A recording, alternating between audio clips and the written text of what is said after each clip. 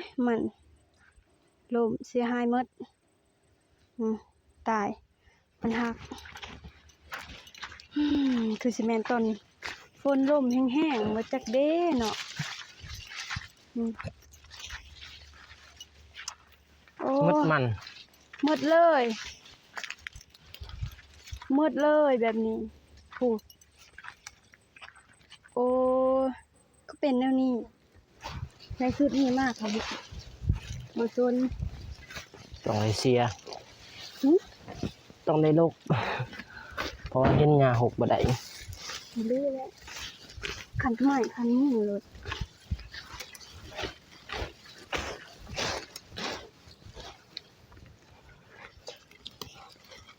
ฟังเล่าเอิ้นว่าหญ้าเหลี่ยมหญ้าสีเหลี่ยมแล้วตัวนี้ถ้ามันขึ้นชุ่มแล้วมันก็สิลงเองเนี่ยถ้าเป็นหญ้าจรวดเนี่ยโอ้ยก็ได้ดอกมีจรวดมันสิลงดินหยังเท่ากับตอนนี้นี่มันขึ้นแล้วแหละมันบ่ลงดอกดิน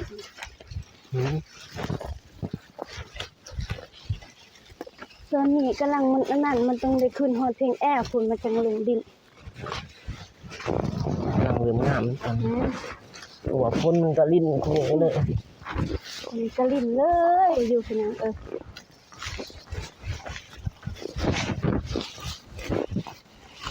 ใครแต่ว่ามันอ่อนดินลกงานนี่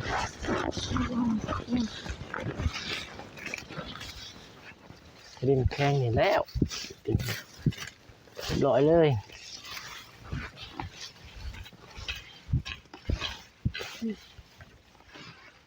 มันก็เป็นบอนมันบ่ได้ทั่วส่วนเนาะมันตายบ่มันบ่ซ่า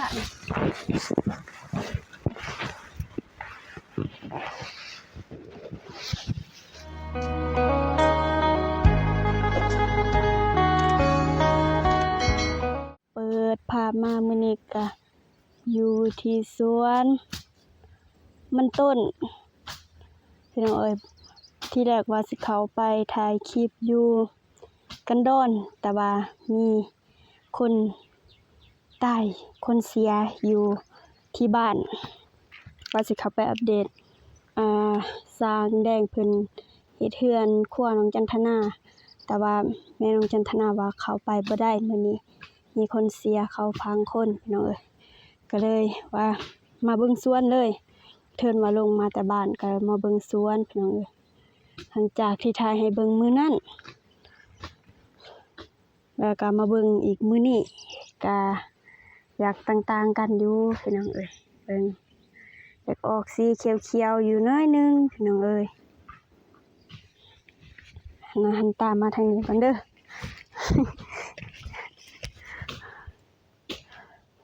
อย่างคนลืมอีลาบุษบาแล้วก็เลยมื้อนี้มาเปิดคลิปเองพี่น้องเอ้ยก่อนอื่นหมดก็กราบทักทายสวัสดีสบายดีเด้อพ่อๆแม่ๆ FC บ่ว่าสิอยู่ฝั่งลาวฝั่งไทยอยู่ภายในหรือต่างประเทศก็กราบทักทายสวัสดีสบายดีก็ยินดีต้อนรับเข้าสู่ช่องบาสายชาแนลคือเก่าคือเดิมพี่น้องเอ้ยมื้อนี้ก็สิมาอัปเดตสวนมันพี่น้องเอ้ยสวนมันที่บ่าวสายเพิ่นปลูกคือตอนนั้นที่น้องบุษบามาเบิ่งก็คือแบบบ่เป็นตาเบิ่ง ก็คือมันบ่ขึ้นจักดีเลยเพราะว่าหญ้าก็โคตรสิหลายแล้วก็อันนี้มันต้นเองนี่ก็บ่งามพี่น้องเอ้ยโคตรว่าบ่งามแต่มามื้อนี้หลังจากที่ฉีดหญ้าไปแล้ว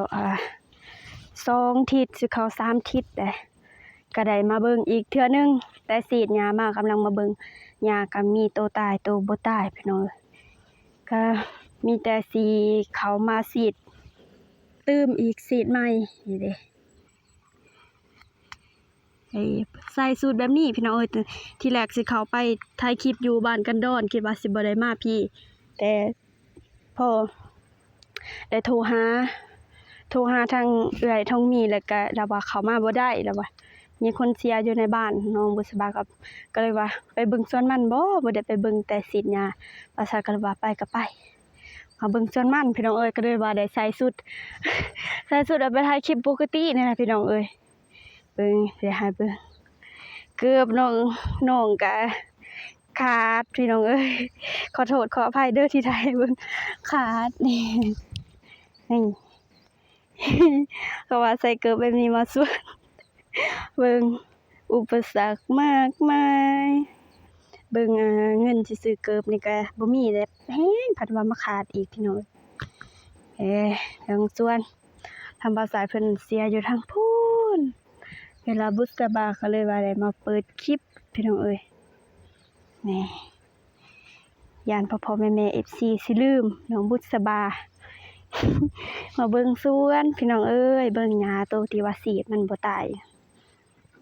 ตัวนี้ภาษาว่าสิขึ้นมาสีดอีกเทื่อนึงขึ้นมาสีดซ้ำแล้วก็สิซื้อปุ๋ยมาหว่านใส่อีกจักโล2โลนี่ล่ะพี่น้องเอ้ยก็บ่แพงปานใดดอกถุงนึงก็ประมาณ 25,000 เพิ่นขายนี่ถ้ามันขึ้นแบบนี้ก็พออยากเบิ่งอยู่พี่น้องเอ้ยเเสียดายแต่ว่าสวนบ่กว้างพี่น้องนี่คันงามแบบนี้นี่ก็สิพอได้เสียดายแต่สวนมันบ่กว้างปีหนึงก็สิได้อยู่ดอกตาม 4-5 ล้านพี่น้องเอ้ยแสกวางคือหมู่เป็นอัตรานี่ก็บ่เนาะชีวิตนี่ก็ได้พี่ทางพี่ก็ยังหญ้าพี่น้องเอ้ยเบิ่งหญ้าทางพี่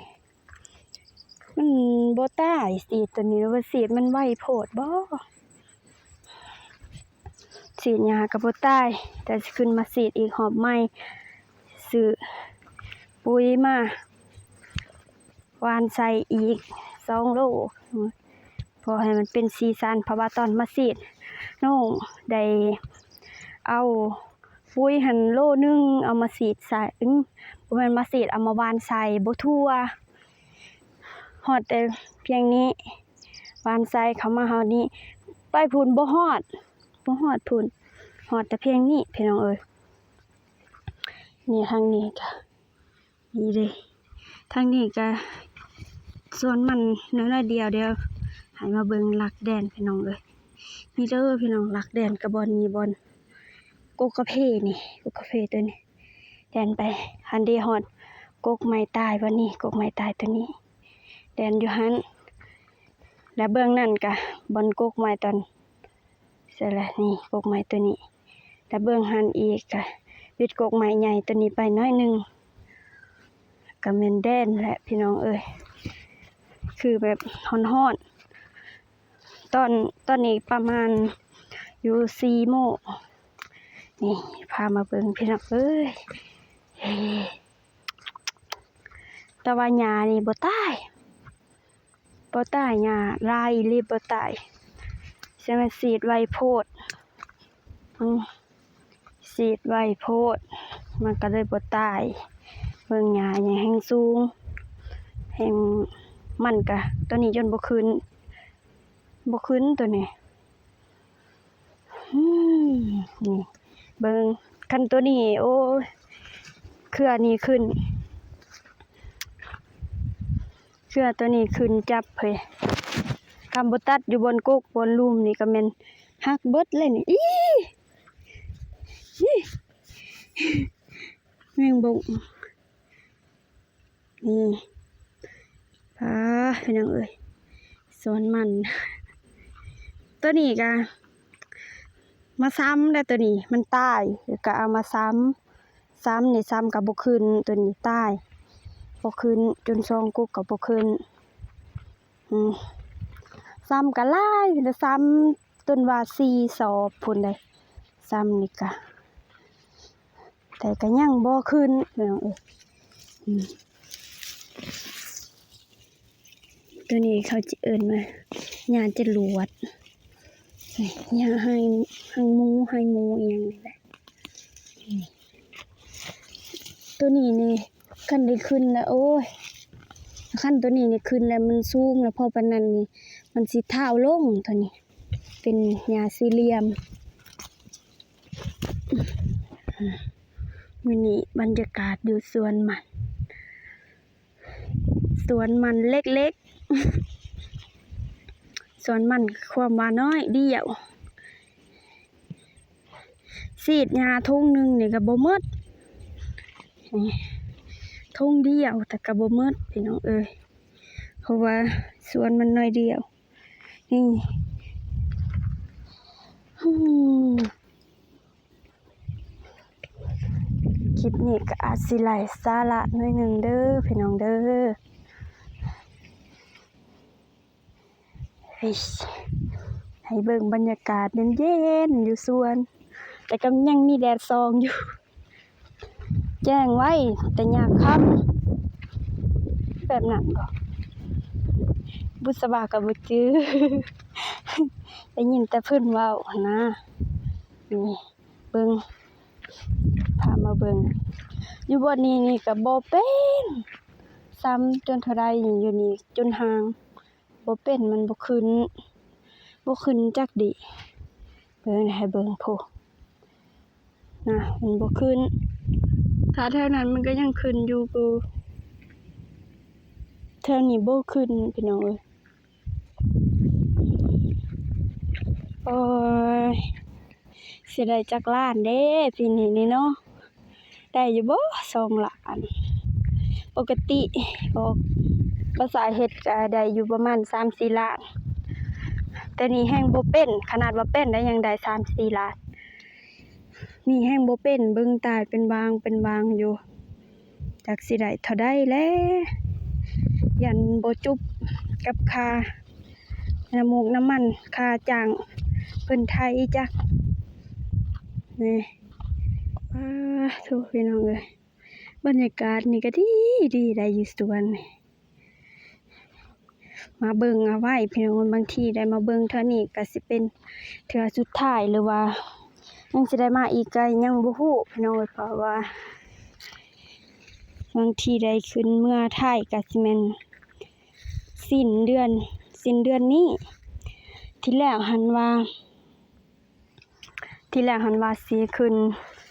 เดือนนี้วันที่14แต่ว่าทางบริษัทเพิ่นได้ยื่นเวลาอีกก็ว่าถ้าได้ไปอีกก็สิแม่นได้แจ้งอีกเทื่อนึงเพิ่นว่าให้น้องบุษบานี่ท่าอยู่บ้านก่อนเพิ่นว่าซั่นน้องก็อยากไปอยากให้แล้วดำหน้าก่อนจักสิแนวใดยันได้ไปถ้าได้ไปเดือนหน้าประมาณกลางเดือนก็แม่นบ่ทันดำหน้าถ้าไปเดือน8เดือน9นี่ก็แม่นทันดำหน้าบ่สายเพิ่นแล้วก็หน้าของน้องเองหันบ่หลาย10ปลายให้ดำมันถ้าคนหลายประมาณ10คนหันคาบเช้าก็แล้วพี่น้องคาบเช้าก็แม่นแล้วจะขึ้นไปไทยก็คือบ่าวสายก็แม่นบ่ได้ขึ้นไปนำของบุษบาขึ้นไปคนเดียวให้บ่าวสายเพิ่นอยู่บ้านอยู่ถ่ายคลิปเพราะว่าตัวใดก็อยากได้ทั้งสองทางถ้าว่าเฮาสิไปอยู่พุ่นหมดซองก็สิทิ่มทางนี้อีกก็บ่ได้ไปพุ่นถามว่าถ่ายคลิปได้บ่มันก็ถ่ายได้แต่ว่าเฮาเฮ็ดเวียกมากก็12 ชั่วโมงแล้วบัดนี้เฮากลับมาเฮาก็อยากพักผ่อนเฮาเฮ็ดเวียกเมื่อยเด้ว่าบ่ไปให้บ่สายอยู่น้องบุษบาเองสิไปสู่อยู่เมืองใหญ่เป็นอะไรแนวใดก็ฝากพ่อๆแม่ๆ FC นี่แหละเบิ่งน้องก็สิลงอยู่ในช่องอยู่สิอัดคลิปเอาไว้เล่าประสบการณ์ไปเฮ็ดเวียกอยู่ในประเทศไทยถ้าได้ไปแล้วตอนนี้นี่ยังบ่ทันได้ไปเด้อ ตอนนี้ยังอยู่บ้านนี่น้องย่างเลาะทั่วสวนเด้เอาสายเพิ่นเสียหญ้าเพิ่นว่าหญ้ามันบ่ตายเพิ่นฉีดเองน้องบ่ได้ฉีดนำเพิ่นฉีดเองเพิ่นมาฉีดกับลุงมิกมื้อนั้นพอดีคาบเช้าแล้วเพิ่นฉีด12 เต้าบ่12 เต้าเพิ่นฉีดบ่าวสายเพิ่นเสียหญ้านี่สวัสดีเด้อ ดีเด้อ คักบ่ส่วนมัน หึ คักอยู่บ่ส่วนมัน พอเบิ่งอยู่เนาะ แต่ว่าหญ้าบ่ตายเนาะจักแนวใดคือบ่ตายแถวนี้ หรือว่าแถวนี้มันเป็นตัวบอนที่เฮาสิเมื่อหิวข้าวบ่จัก โอ้โหสิบ่คือ อืมหรือว่าสีดบ่ถูกบ่สิขึ้นมาสีดได้บ่เทื่อหนึงหรือว่าสิมาเสีย น่าจะกินมาสิ สีดนั่นเนาะ เป็นบ่เบิด ซื้อปุ๋ยอันนั้นมาหว่านใส่อีกเทื่อหนึงเนาะ เงินบ่มีบ่ได้ซื้อ ซื้อได้อยู่25,000แต่ว่าเกิบนี่ซื้อบ่ได้แล้วเกิบขาดแหละ ซื้อเกิบให้แหน่เด้อ เกิดจังได๋เงินมันบ่มีพอพัน เอิ้นสิใส่น้ำมันรถก็ยังบ่มี มันมีเงินมีค่ำบ่ได้ไปมื้อนี้พี่น้อง แต่เขาไปก็ได้มีคนเสียอยู่บ้านเพิ่นก็เลยบ่ให้เข้าอีกเนาะ แล้วมันเสียหญ้าเสียยุง เบิ่งว่าสายเสียพี่น้อง บ่อันนั้นบ่ตายแต่ว่ามันก็บัดมันใหญ่นี่ก็พอเบิ่งนิดนึงพี่น้อง ก็ยังไข้กว่าตอนเฮามาเบิ่งตอนนั้น บ่ได้คิดว่าสิไปถ่ายคลิปได้ใส่สุด เบิ่งสุดมาสวนเนาะ แต่ว่าบ่ได้ไปก็เลยมาเบิ่งสวนก็เลยก็เลยเมื่อเอาสุดก็เลย ข้านอยากเมื่อติไปสิเมื่อได้พี่น้องนี่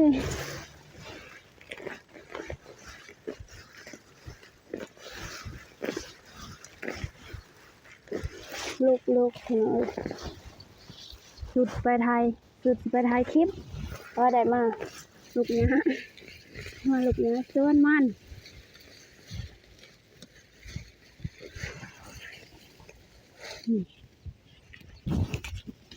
เอาใหม่อ่ะ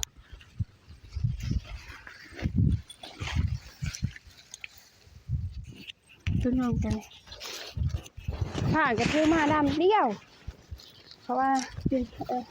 พี่น้องคิดว่าอันนั้นงาสิบหกว่ากันนี่พอดีใส่พวงมาหกใช้ชุดนี้มากค่ะมาซน ต้องได้เสีย หึ ต้องได้ลก เพราะว่าเห็นหญ้าหกบ่ได้ ดื้อแล้วคันไม้คันมือเลย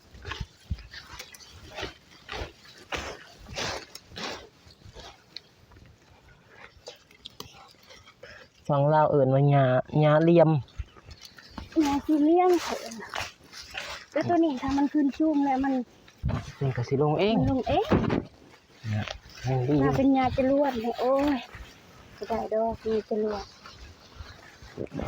มันสิลงดินหยัง เท่ากับตอนนี้นี่มันขึ้นแล้วแหละมันบ่ลงดอกดิน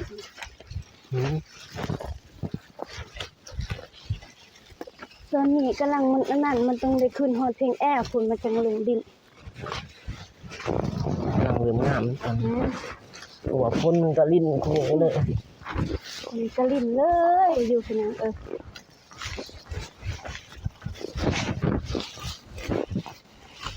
ใครแต่ว่ามันอ่อนดินลกงามนี่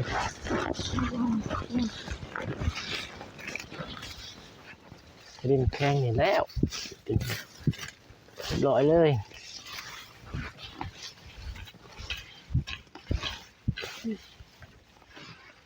มันก็เป็นบอนมันบ่ได้ทั่วส่วนเนาะมันตายบนมันบ่ซ่า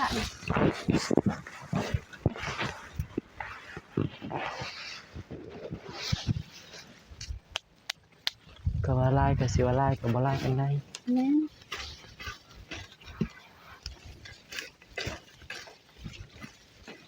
เอามาสิทำอีกก็มันตายหมด เฮาเฮ็ด ตัว ได้บ่ สีดนี่สิบ่ลายดอกประมาณ2เต่าหรือว่าเต่าหนึง บ่เลยเตาหนึงกลัวอย่างละซองแต่ก็ใส่กระพุ้ยมาน่ะบ่ก็ใส่กระตุก เราจะใส่กระตุกมาลองเพราะว่าหญ้ามันก็เรือประมาณอยู่เต่าหนึงบ่2เต่านะ ใส่อยู่2ตากัน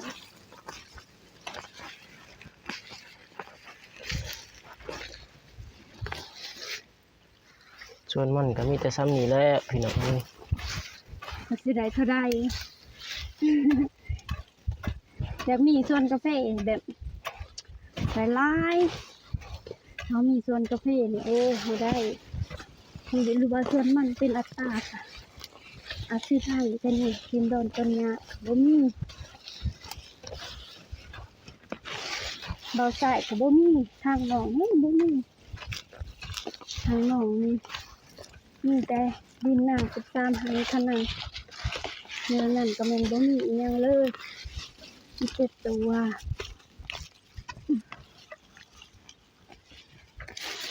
มึงตัดนี่มั้ยเนี่ยก็ต่อ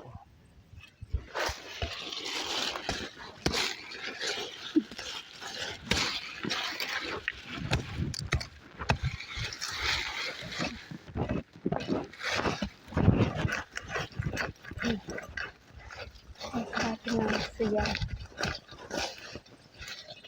เนี่ยความบอกหก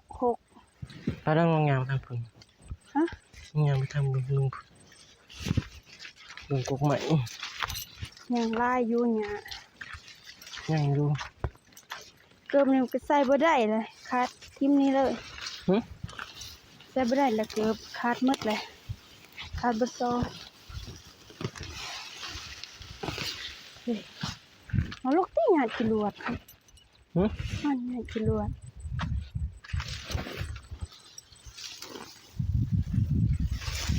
จะนำมาอันนั้นนะ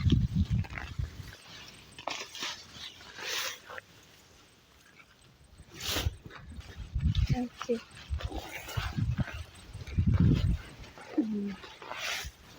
ปวดละลายเฮ้ย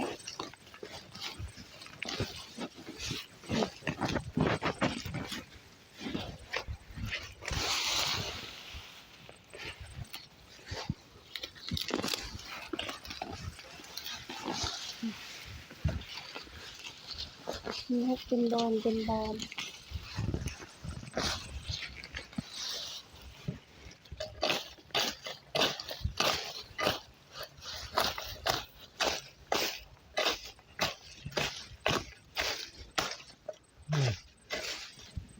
เกือบตัดกุ๊กมันเอง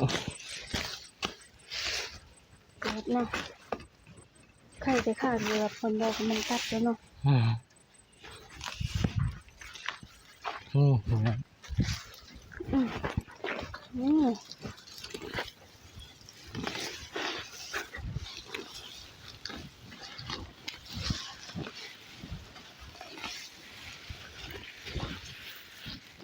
จับกองให้เด้อลูก เป็นยังลกไปแบบลกไปลกบอลมันนี่แหละบอลมันอะไรบอลมันงำมั่นนะเสียงอะไรบอลงำมั่นกับปะก่อน มาสีดเอาเนาะ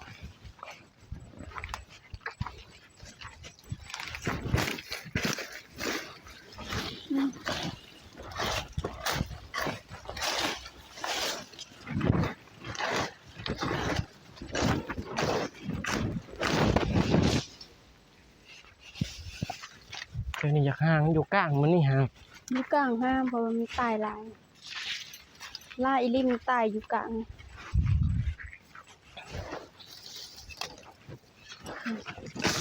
ตัวเป็นคืออันตัดอันนี้อยู่ลุ่มตัดบนอันนั้นบนนั้นมันตายเองมันนะเขาตัดเลยตัดแตะบนกุกมันหันกุกมันหันเดี๋ยวซื้อดึงคันดึงนี่มันฮะ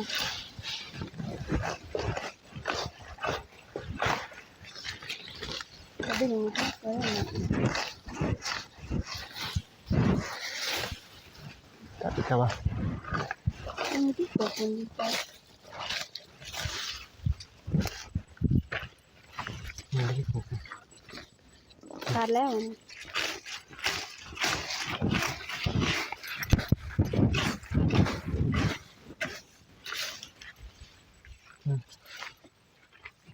โทษอยากห่างเพลงนี้นะ เพลงนี้ที่แต่บนกลางนี่มันหาม องระวังกลาง ใต้ลายวางกลาง วางนี่แหละ ลายก็มูบนนี่แล้วก็บนหันใต้ลีแล้วตัวนี้นี่ตัวมาซ้ำใหม่ตัวนี้มันเป็นกับบ่ลายตัวซ้ำใหม่นี่จ้ะแล้วมันขึ้นบ่เท่ากันแล้วว่ามาซ้ำตอนที่2อีกพูดแล้วตอนที่ได้เบิ่งนี่ก็คือว่าเหี่ยวอยู่ใบก็เหี่ยวคือสิตายนี่เรื่องเบิ่งคือมันเหี่ยว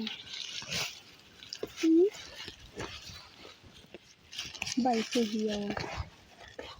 เป็นหยัง บ่ฮู้ได้มันเหี่ยวคือมันสิตายใช่เองน้องปลูกนี่นะตัวนั้นก็เรื่องเล็บเหี่ยวบ่ฮู้สาเหตุว่าเป็นอีหยัง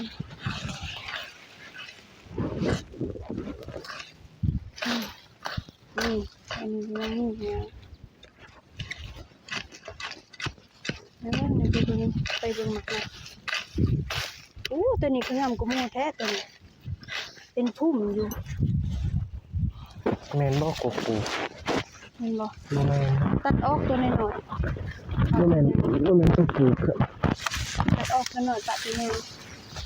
กบอันนั้น ปลูกตัวอันนั้นที่ตายค่ะมันเป็นกั้นถ้าตัดออกตัวน้อยๆหั่นนะ ที่ทมโดยนี่หน่อยบ่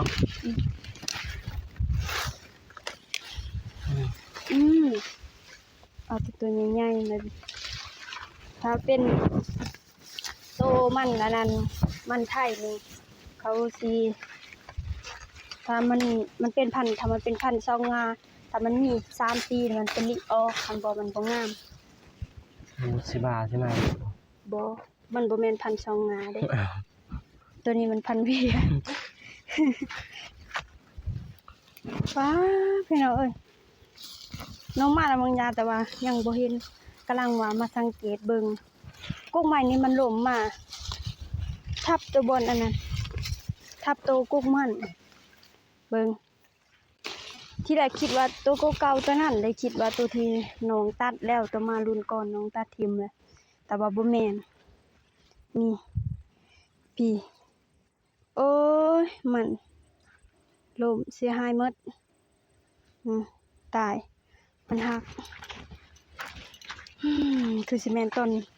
ฝนลมแห้งๆมาจากเด้เนาะโอ้ หมดเลยแบบนี้พูดโอ้ก็เป็นแนวนี้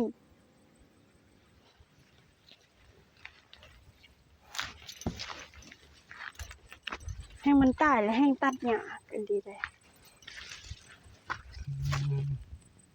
ลมไปทางฝุ่นก็บ่เนาะ ทางบ่มีมัน สิเอาออกได้ไดบัดนี้มีแต่ผ้าแค่นั้น ปะมันเลย มาเลย ถ้าบัดอันนั้นก่อนบัดมันแห้งเฮาตัด สร้างออกสิ เฮาตัดมันสิถึกมันนี่ฮักงามได้บ่นี่คุณมีแต่มันเนี่ย งามแล้วเบิ่งตินี่ลมหมดนี่พี่หักหมดพูดเสียดายเลย ลมเนี่ยได้ โช สบิดก็ลม มันจีกตัวอยู่อันนั้นลมมันพัดแต่มันจีกกันบ่ได้มามื้อนี้ก็คือสิบ่เห็นขนาดมาแล้วบางยามมาเลาะเบิ่งแล้วเดียวทางนี้คิดว่าตัวกุ๊กตัวเก่าตัวที่น้องตัดตัวรุ่นก่อนนั้นแต่มาเบิ่งคักๆบ่แม่นลมใหม่เฮ้ยทำไมเป็นแบบนี้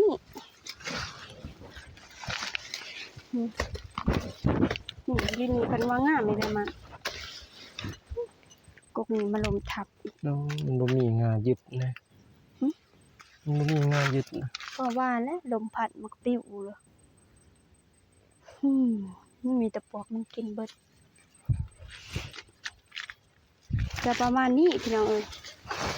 เอาทางออกกัน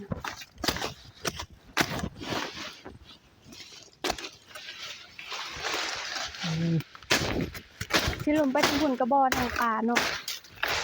ทางบ่มีมัน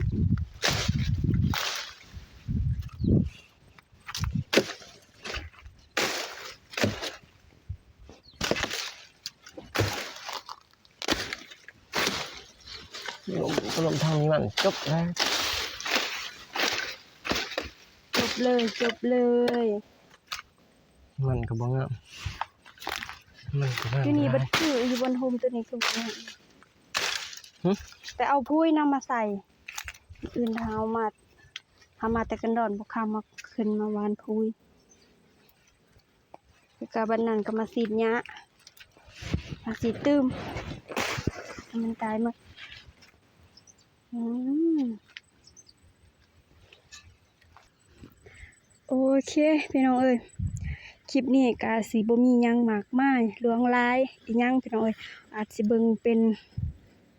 คลิปที่ว่าไร้สาระก็ว่าได้พี่น้องแต่ว่าอยากพาพ่อๆแม่ๆ FC มาเบิ่งบรรยากาศอยู่ที่สวนมันของบ่าวซ้ายกับน้องบุษบาสวนน้อยๆคอยฮักพี่น้องเอ้ย